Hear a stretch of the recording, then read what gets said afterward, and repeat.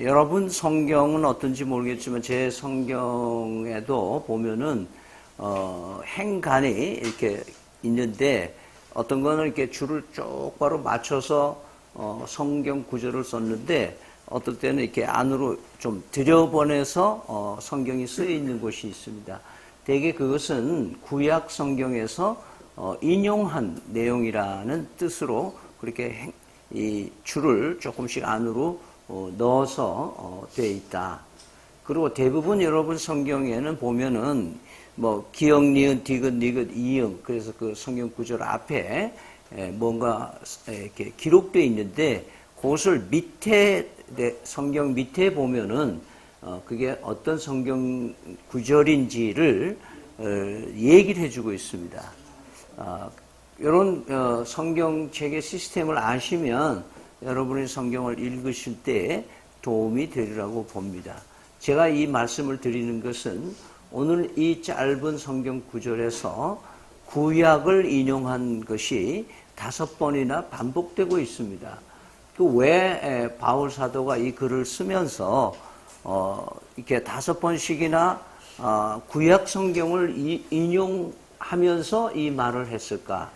여러분이 잘 아시는 대로 로마 교회에 보내는 편지 형식의 이 오늘 말씀인데 그동안에 9장에서부터 시작해서는 특별히 이 구약을 율법을 신앙의 근간으로 지키고 있는 유대인들에게 쓰고 있는 편지 내용입니다. 그래서 유독 9장, 10장, 11절에는 구약 이야기를 많이 인용하고 있다. 그래서 상대편이 구약을 이미 알고 있는 사람들이기 때문에 구약을 인용해서 얘기를 하고 또 그렇게 하는 이유 중에 하나는 이 이스라엘 사람들이 구약은 율법이라고 하는 말씀은 많이 듣고 알고는 있지만 예수님이 그리스도시고 하나님의 아드님이시고 그리고 구세주가 되시고 하나님과 같은 분이시라는 것을 인정하지 않으려고 하는 사람들, 또 유대인 중에 예수를 구주로 믿고 새로운 삶을 살아가는데 아직도 종교에 매여서 율법에 매여서 사는 사람들이 아직 많이 있기 때문에 예수 그리스도를 진심으로 믿는 사람들은 율법에서 놓여서 자유하는 신앙을 가지는데 특별히 하나님의 은혜에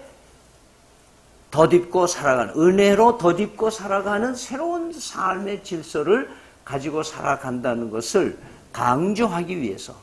그래서 1장에서 말씀을 얘기하는 대로 이 복음이 우리에게 능력이 되고 믿는 자에게 정말 놀라운 변화가 되는, 우리 교회가 금년도 표어를 복음 이렇게 한 것은 로마 교회에 보내는 편지 가운데 바울 사도가 오직 믿음으로 말미암아 살리라 하는 구약을 인용하면서 우리의 신앙의 삶은 믿음으로 산다. 그래서 그 은혜 가운데 사는 이야기를 보다 더 알기 쉽게 설명하기 위해서, 우리는 좀 어렵게 보여지는데 이스라엘 사람들에게는 이 구약을 이해하고 있는 마당에서는 대단히 이 필요한 내용이었다, 이렇게 우리는 볼 수가 있습니다.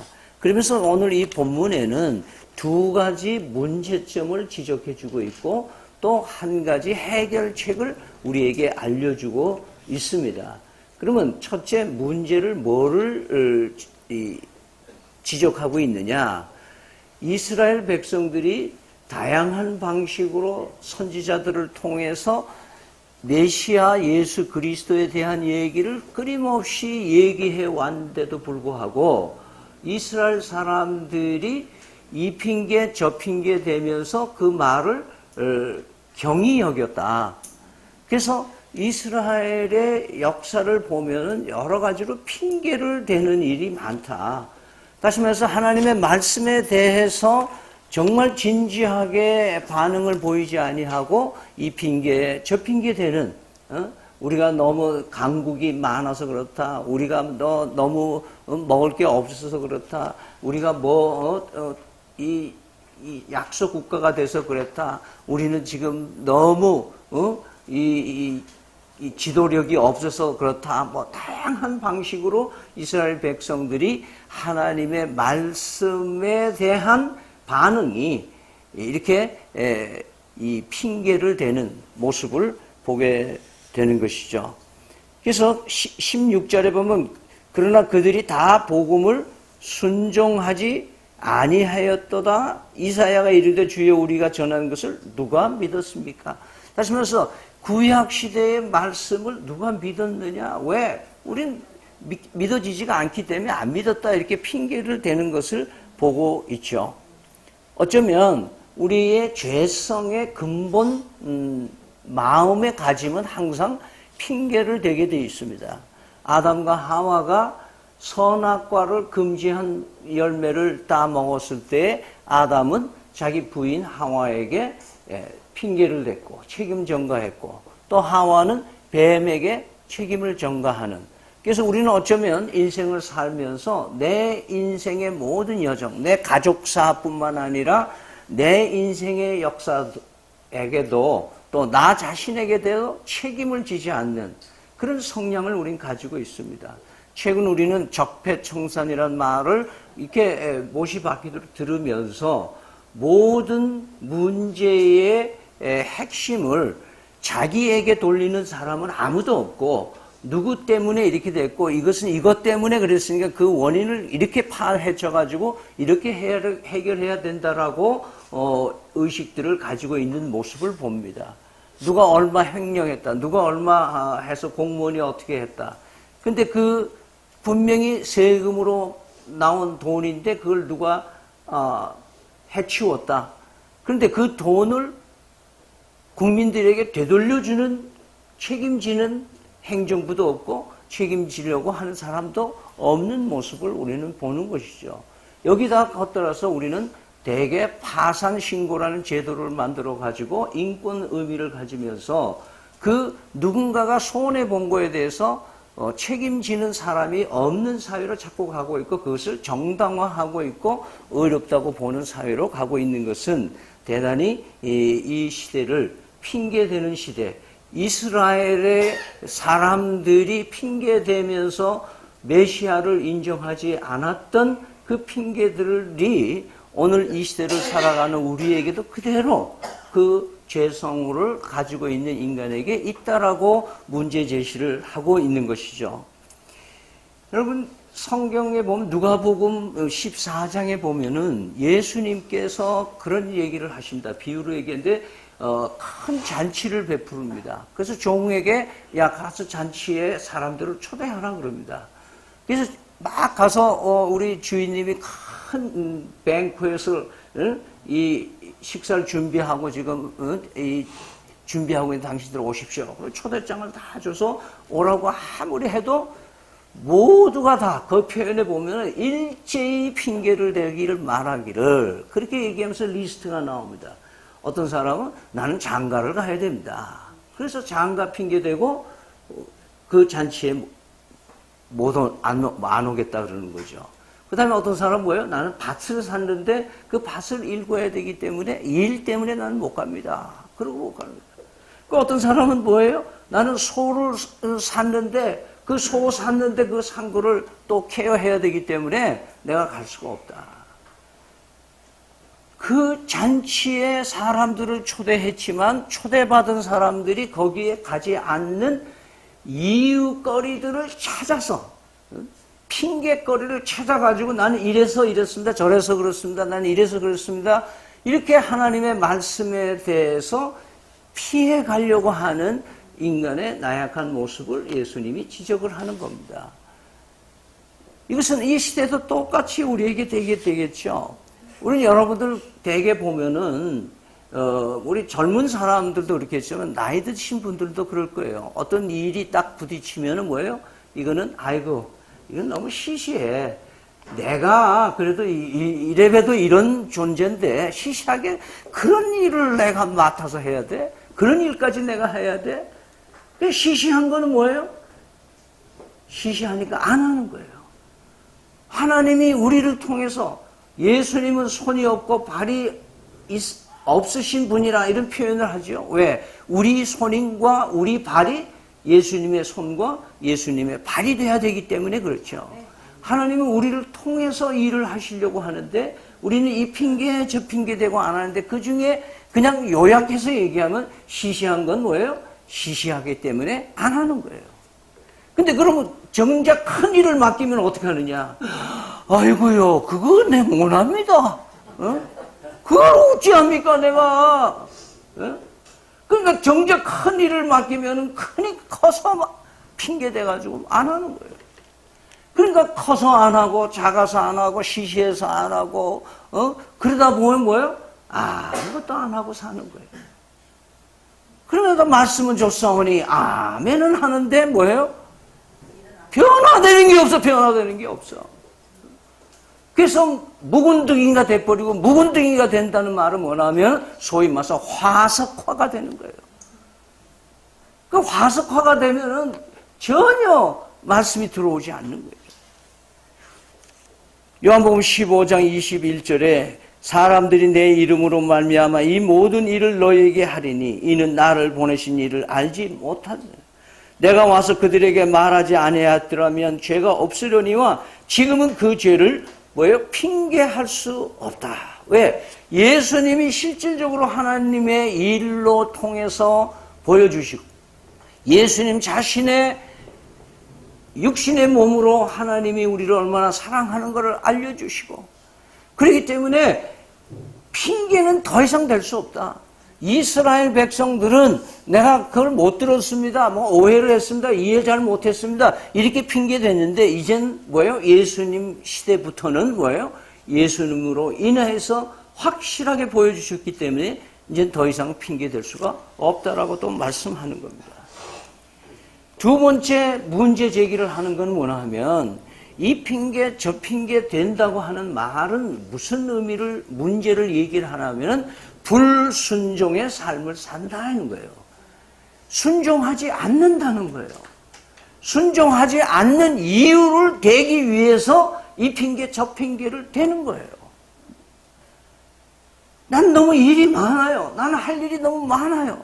나는 바쁘면 바빠서 못하고 한가하면 한가해서 못하는 거예요. 요즘에는요, 제가 토요일 날 어저께 일을 좀 보려고 이렇게 돌아보니까 목재송이니 철물점이니 문 닫은 데가 많아요. 무슨 말이나 하면은 이제는 여가가 있다는 얘기예요. 여가가 있는데 이 사회는 더 나빠지고 있잖아요. 우리는 왜 여가가 많아지는데 더 바빠서 더 교회 일도 하기 힘들고 더 전도하기 힘들고 더 교회 무슨 일 프로젝트가 있으면은 거기에 냉담해지는가? 한번 생각해 보세요. 우리의 삶 속에서 이 핑계 저 핑계 되는 가장 핵심의 문제는 뭐냐면 말씀을 우습게 여기는 거예요. 하라고 하는 그 명령을 제껴버리는 거예요. 그거를 불신앙이라 그렇게 얘기를 하는 거예요. 18절에 그러나 내가 말하노니 그들이 듣지 아니하였느냐 그렇지 아니하니 그 소리가 온 땅에 퍼졌고 그 말씀까지 땅 끝까지 이르렀더라. 다 들었다 이거예요. 들었어. 그런데 그들이 기쁜 소식을 듣지 못했은 것처럼 살아가는 알아듣지 못했다는 그런 태도로 살아가는 건 뭐냐? 즉 불순종을 얘기를 하는 겁니다. 이스라엘은 말씀으로 여기지 않고 율법으로 종교화해서 의무 이행 정도로 살았다는 것을 얘기를 하는 거예요. 그러니까 불순종하면서도 뭐예요? 종교적인 예식에는 참여하는 거예요. 제사도 지내고 성일도 지키고 드릴 거 다 드리고 예전에 참석해서 다 한다는 거예요. 그런데 뭐가 없느냐? 그 안에 마음이 없는 거예요. 알맹이에 순종하려고 하는 하나님의 말씀에 대한 긍정적인 반응에 대한 태도가 전혀 없다는 거예요. 그러니까 이 핑계 저기 대다 보면 불순종하고 불순종이 작은 거 안 하고 큰 거 안 하고 이러다 보면 점점 뭐예요? 말씀이 말씀처럼 들리지가 않는 거예요. 하나님의 말씀처럼 들리지 않는 거예요. 저 오늘 얘기하는 유목사 의견이다 이렇게 생각할 수 있을지도 모르겠어요.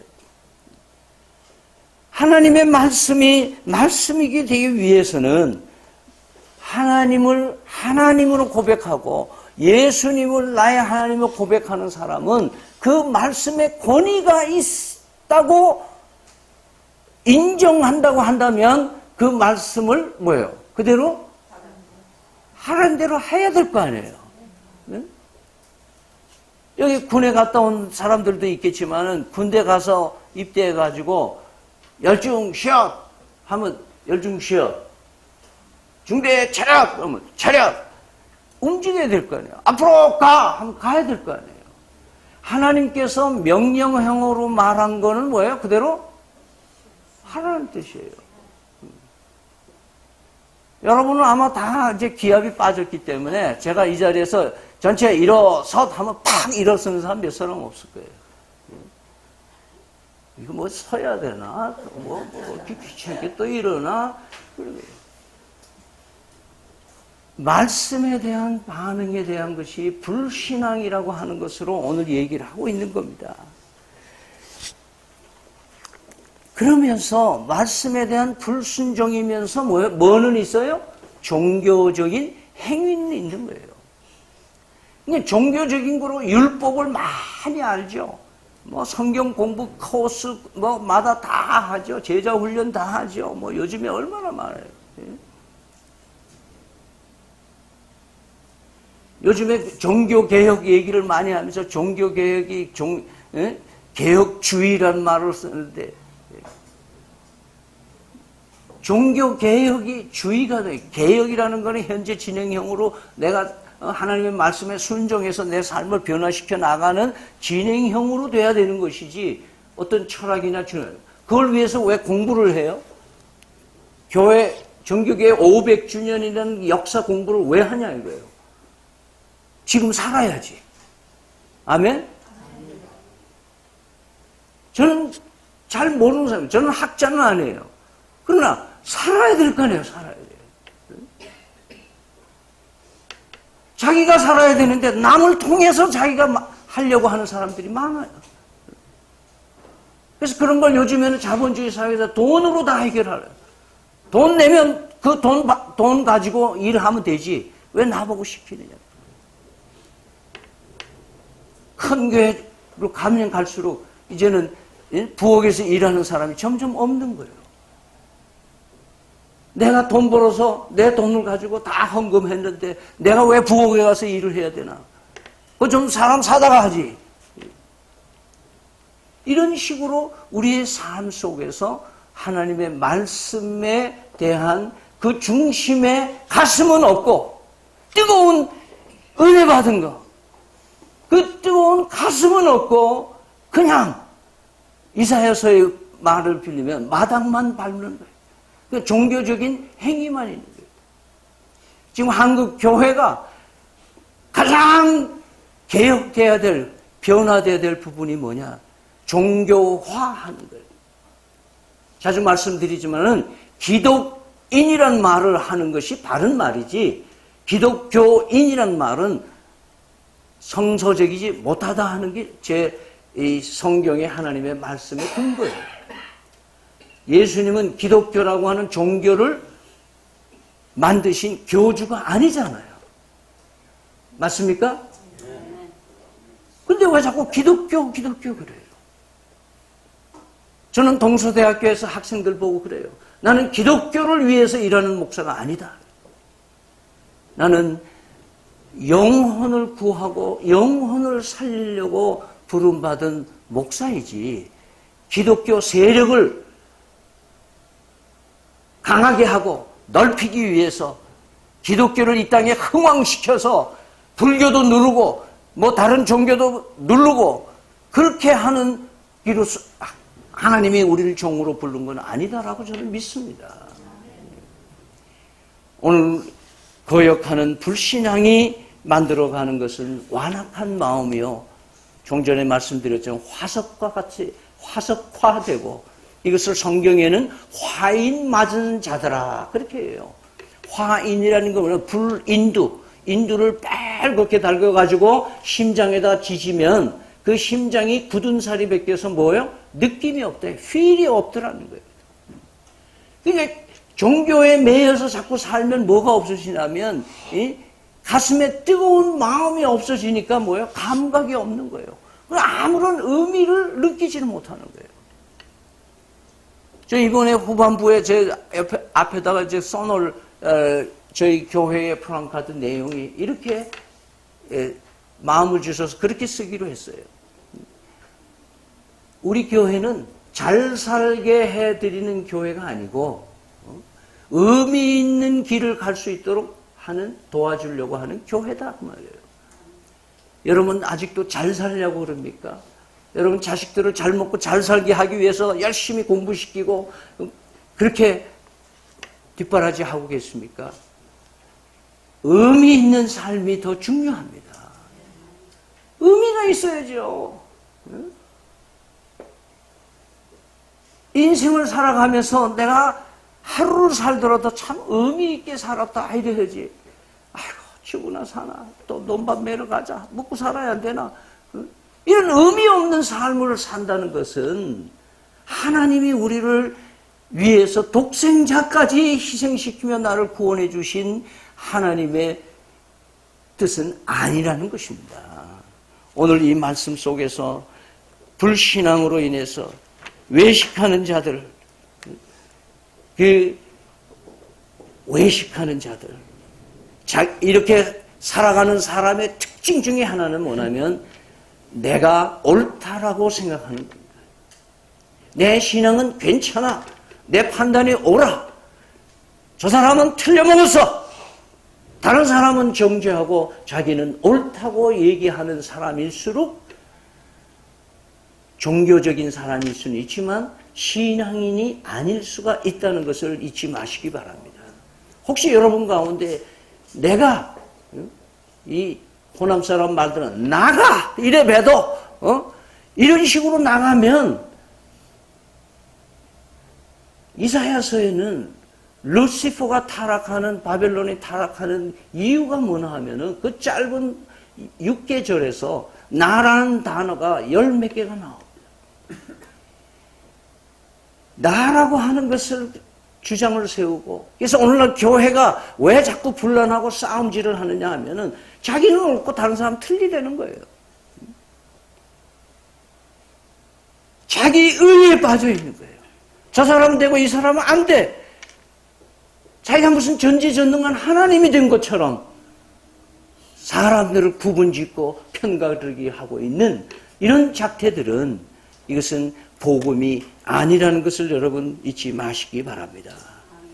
감사한 것은 끝으로 마지막 하나님께서 우리에게 이 두 가지 문제, 핑계대는 것과 불순종을 해결하는 길을 하나님이 소망 가운데 우리에게 허락해 주신 말씀이 있습니다. 20절, 21절 우리 함께 읽을 수 있기를 바랍니다. 이사야는 매우 담대하여 내가 나를 찾지 않은 자들에게 찾은 바 되고 내가 묻지 않은 자들에게 나타나노라 말하였고 이스라엘에 대하여 이르되 순종하지 아니하고 거슬러 말하는 백성에게 내가 종일 내 손을 벌려놓으라 하였느니라. 이게 무슨 뜻입니까?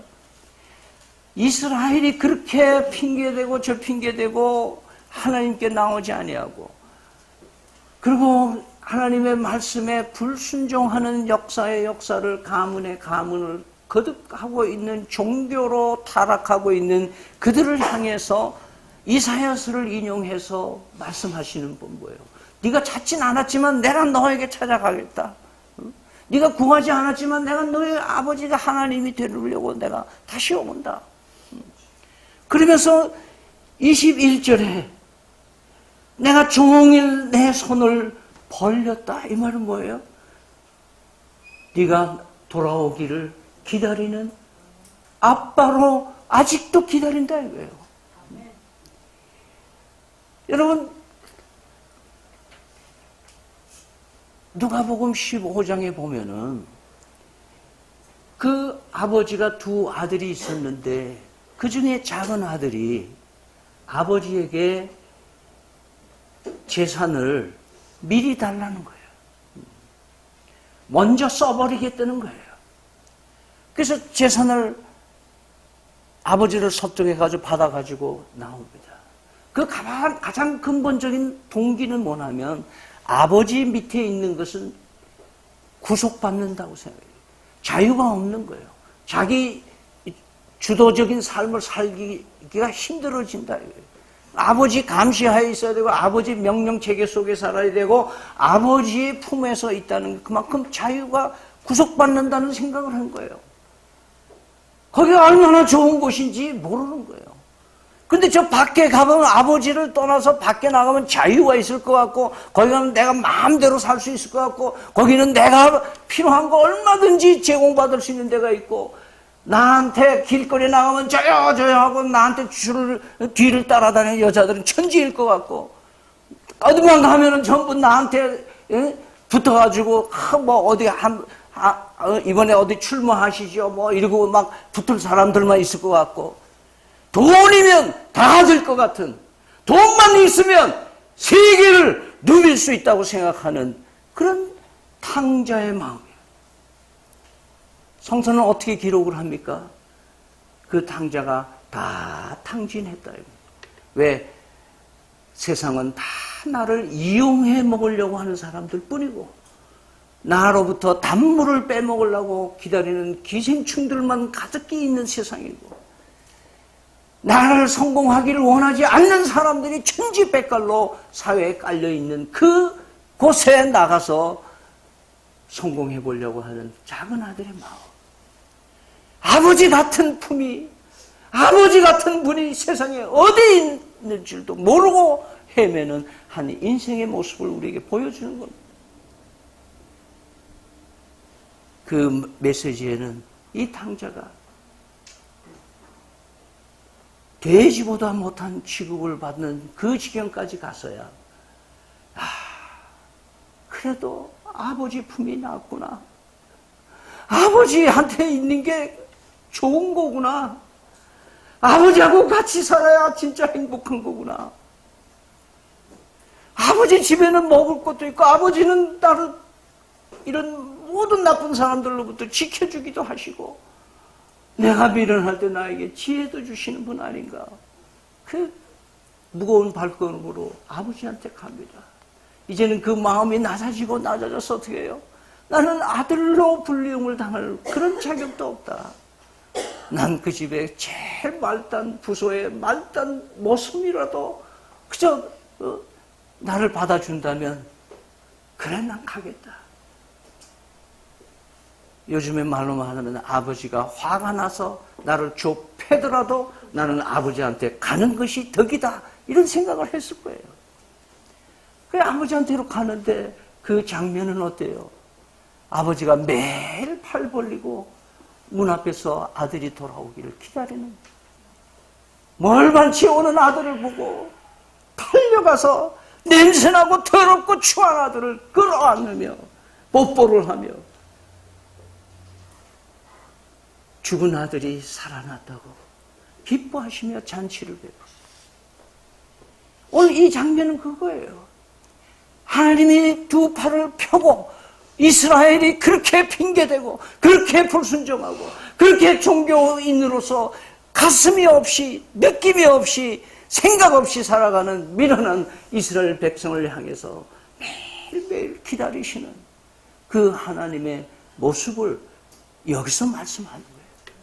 따라서 우리가 핑계대며 주저하고 살았던 것, 우리가 불순종하여 하나님의 말씀에 따르지 못하고 살았던 것, 절망하지 마시기 바랍니다. 기회가 있어요. 여기서 두 팔을 벌렸다는 것은 뭐를 연상합니까? 그 아들 예수 그리스도께서 이 땅에 오셔서 두 발을 펴서 십자가에 못 박혀 나 같은 죄인을 위해서 피 흘려 죽으신, 무덤에 장사 지낸 바 되었다가 3일 만에 다시 살아나신 하나님의 두 팔은 내 죄 때문에, 나의 불순종 때문에 못 박힌 두 팔인 줄 여러분 믿으시기를 바랍니다. 그렇게 펴시고 용서의 표시로 손못자국으로, 가슴에 창자국으로 우리를 기다리고 계시는 주님 것을 믿으시기를 바랍니다. 찬송가 작가 중에 빼놓을 수 없는 한 분이 있다면 윌 L. 톰슨이라고 하는 분이 있습니다. 이 사람이 유명한 찬송가를 하나 지었는데요. 예수가 우리를 부르는 소리, 그 음성 부드러워, 그런 번역이 됩니다. Softly, tenderly, 부드럽게 나를 부르시는. 이 노래는 이 사람이 음악인이었고 한데 신앙이 좋아가지고 이 노래를 작곡을 했어요. 근데 이 곡이 무디, 유명한 부흥사에 의해서 발견이 돼가지고 무디를 따라다니면서 부흥회 때마다 노래를 부르는 생키라는 사람이 있는데 이 생키에게 이 곡을 줘가지고 이 노래를 불러요. 그 무디, 이 부흥사가, 이 전도자가 설교를 하면은 이 생키가 나와서 이 노래를 부르는 거예요. 수많은 사람들이 이 예수 믿는 그런 아름다운 노래가 된 거예요. 무디가 병이 들어서 다 죽어가고 있었어요. 그래서 병원에서는 병 문안 오는 인원을 제한하고 있어서 잘 못 만나게 해요. 근데 밖에서 낯익은 소리가 들리는데 그것이 웨일 톰슨의 음성이 들리는 거예요. 그래서 무디가 간호사 보고 저 사람은 나한테 좀 들려보내라. 그래서 그 톰슨 씨가 무디 병 침대 옆으로 다가오니까 그 움직이지 못하는 몸으로, 입으로, 참 자네 오늘 와줘서 너무 고마워. 내가 솔직한 고백을 하나 할게. 내가 수없이 많은 사람들에게 설교를 많이 했어. 그런데 내가 만약 자네가 만든 이 예수님이 부르는 이 노래, 이 예수가 우리를 부르는 소리, 이 노래를 내가 썼다면 좋았겠다 하는 생각이 오늘 드네. 그 찬송 하나가 내가 설교했던 수많은 설교보다 위대하네. 여러분, 그 찬송이 528장에 이렇게 시작을 합니다. 예수가 우리를 부르는 소리, 그 음성 부드러워 문 앞에 나와서 사면을 보며 우리를 기다리네. 오라 오라 방황치 말고 오라, 죄 있는 자들아 이리로 오라, 주 예수 앞에 오라. 문 앞에서 사방을 둘러보면서 나간 아들이 돌아오기를 기다리는 예수님의 모습이 1절입니다. 2절은 간절히 오라고 부르실 때, 그냥 부르는 게 아니라 간절히 부르라고 부르실 때에, 그때에 지체하지 마라. 주님의 은혜를 왜 안 입었고 못 들은 채 하느냐. 주님이 지금 이 음성을 오라고 하는데 왜 못 들은 채 하느냐. 부를 때에, 간절히 부를 때에 지체하지 말고 주님께 오라. 오라 오라 방황치 말고 오라, 죄 있는 자들아 이리로 오라, 주 예수 앞에 오라. 3절에는 세월이 살같이 빠르다. 인생의 시간은 항상 오래 살 것처럼, 100년 200년 살 것처럼 이 시간이 있는 거 아니다. 봄이 있으면 여름이 있고, 여름이 오면 가을이 있고, 가을이 오면 겨울이 있는 것처럼 인생도 시간이 살같이, 인생이 화살을 쏜 것 같이 빠르게 지나가고, 우리가 즐기는 모든 쾌락도 다 지나가고 결국은 우리에게 남는 건 사망의 그늘이, 사망의 그늘이 너와 내 앞에 둘리고 가리고 있다. 절망이다. 오라 오라 방황치 말고 오라. 죄 있는 자들아 이리로 오라. 주 예수께 오라. 4절에는 우리를 위하여 예비해 두신 영혼. 비록 핑계대고 이 핑계 저 핑계대고 순종하지 못하는 나 같은 죄인이지만은 나 같은 죄인을 위해서 아들 예수 그리스도를 이 땅에 보내셔서 십자가로 팔을 벌리는 하나님을 알려주시고 그 부활하신 예수님께서 먼저 가셔서 요한복음 14장에는 처소를 예비해 두시는, 거기는 거할 것이 많다고 하시나 우리에게 돌아오라. 우리를 위하여 예비해 두신 영원한 집이 있어 죄 많은 세상을 떠나게 될 때 뭐 해 주시리라? 영접해 주시리라. 하늘 가는 밝은 길이, 거기에 보면 마지막 절에는 나는 부족하여도 뭐예요? 영접하실 터이니. 저는 그 찬송 부를 때마다 눈물이 나는 거예요. 나는 부족하지만은 예수님 때문에 나를 영접해 주시나요? 오라 오라 방황치 말고 오라. 죄 있는 자들아 이리로 오라. 주 예수 앞에 오라. 이런 놀라운 사랑의 대상인 줄 믿으시길 바랍니다. 이 시간 한번 같이 찬송을 부르기를 원합니다. 528장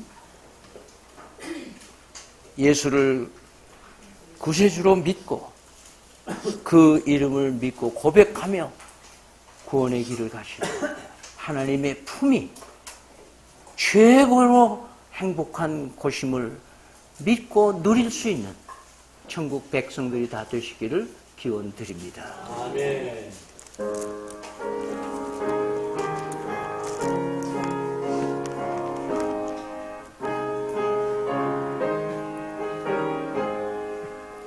예수가 우리를 부르는 소리 그 음성 부드러워 문 앞에 나와서 사면을 보며 우리를 기다리네. 오라 오라 방황치 말고 오라. 죄 있는 자들아 이리로 오라. 주 예수 앞에 오라. 간절히 오라고 부르실 때에 우리는 지체하랴. 주님의 은혜를 왜 아니 받고 못 들은 채 하려나. 오라 오라 방황치 말고 오라. 죄 있는 자들아 이리로 오라. 주 예수 앞에 오라. 세월이 살같이 빠르게 지나 쾌락이 끝이 나고 사망의 그늘이 너와 내 앞에 들리며 가려네. 오라 오라 방황치 말고 오라. 죄 있는 자들아 이리로 오라. 주 예수 앞에 오라. 우리를 위하여 예비해 두신 영원한 집이 있어 죄 많은 세상을 떠나게 될 때 영접해 주시겠네. 오라 오라 방황치 말고 오라. 죄 있는 자들아 이리로 오라. 주 예수 앞에 오라. 이제 피아노 1절 반주로 할 동안에 여러분 참여하는 기도 주님께 돌아오는 기도 하시기 바랍니다. 요리조리 핑계대며 미꾸라지처럼 살던 사람들, 하나님이 지금 부르십니다. 불순종과 정말 내가 옳은 대로만, 내 뜻대로만 살던 삶을, 종교적인 삶에서 벗어나서 정말 하나님의 품이 예수 그리스도 통해서 허락되심을 찬양하고 그 앞으로 돌아오는 그런 회개의 기도를 다 같이 드리실 수 있기를 바랍니다. 기도하겠습니다. 사랑의 하나님 감사합니다. 연약하고 주하게 되어주시고 아버지 오늘 은혜 부었게 하시고 아버지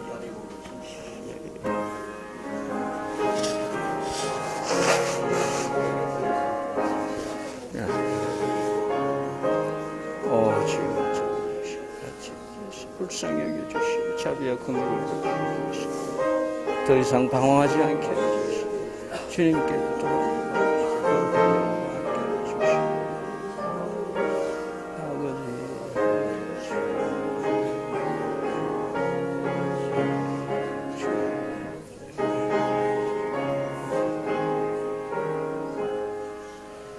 지금은 우리 주 예수 그리스도의 은혜와 살아계신 하나님 아버지의 극진하신 사랑과 성령의 교통하심이 아직 하나님께서 손을 펴시고 우리를 부르시며 기다리실 때에 돌아와서 그 품에 안기는 복되고 행복한 삶을 살기를 다짐하는 사랑하는 믿음찬 교우들 머리 위에 영원토록 함께 계실지어다. 아멘.